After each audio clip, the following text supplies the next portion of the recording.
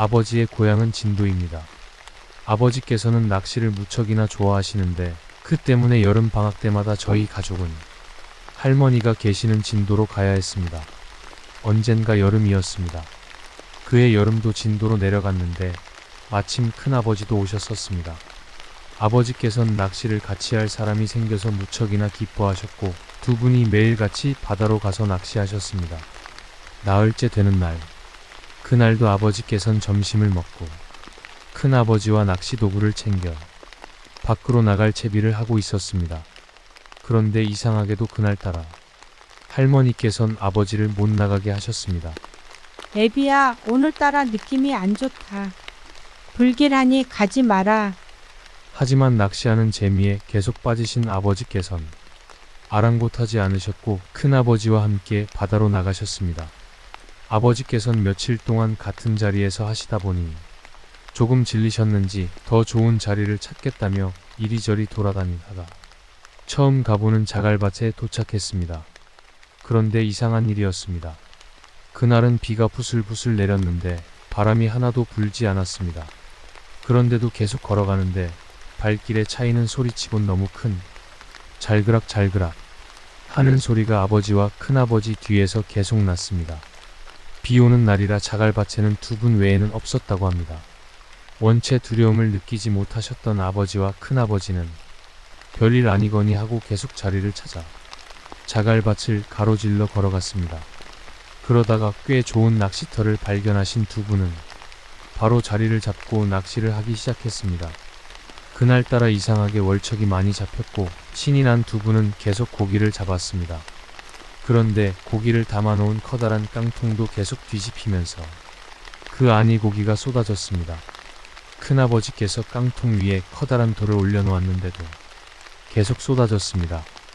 아까 말씀드렸듯이 그날은 바람이 하나도 불지 않는데 말입니다. 그제야 뭔가 이상한 느낌이 든 큰아버지께선 아버지를 데리고 집으로 돌아가려고 했지만 아버지께는 고집을 부리시며 계속 고기를 잡아야 한다고 하셨습니다. 결국 큰아버지는 극단의 선택으로 미끼통을 바다에 힘껏 던져버리셨습니다. 그때 바다의 저쪽 멀리 떨어진 곳에서 뭔가 검은 것이 둥둥 떠내려왔습니다. 그리고 에에에 하고 아기가 우는 소리도 들렸습니다.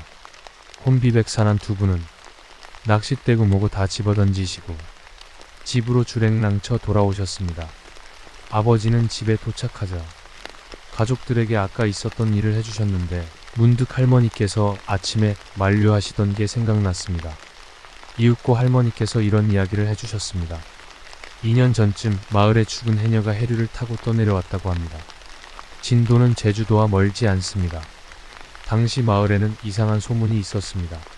죽은 해녀의 한쪽 다리를 잘라다가 잘게 갈아 깡통에 넣어 부적을 만들면 전염병을 막는다는 것이었습니다. 바닷물에 퉁퉁 불어 신원을 알 수 없는 시체를 당시 마을 사람 5분이 잘라 부적으로 만들었고 4분은 몸에 지니고 1분은 자기 집 대문 앞에 놓아두었다고 합니다. 그리고 다음날 몸에 지녔던 4명은 죽어있고 대문 앞에 놓아둔 1명은 미쳐 있었다고 합니다. 이를 불길하게 여긴 마을 사람들은 당장 다리 잘린 해녀의 시체를 바다에 버렸다고 합니다. 그리고 1년 후 딱 지금으로부터 1년 전 한 낚시꾼이 해녀를 버린 곳에서 실종되었다고 했습니다. 그리고 그곳에서 아기 우는 소리가 들렸다는 이야기가 계속 들렸습니다. 그로부터 1년 후가 바로 오늘이었고 아버지와 큰아버지가 갔었던 자갈밭 앞바다가 그 해녀를 버린 곳이었다고 합니다. 이를 무섭기보단 측은히 여기신 아버지는 목발 하나를 가져다가 그 자갈밭으로 다시 가서 불태웠답니다. 그런데 이상한 일이었습니다. 그 목발을 태울 때 나는 연기가 계속 아버지를 쫓아왔습니다. 이리 피해도 따라오고 저리 피해도 따라오고 몇 번을 그렇게 반복하다가 바다 쪽으로 다 탈 때까지 계속 흘러갔고 그 뒤로는 그런 실종사고나 울음소리를 들었다는 일은 없었다고 합니다.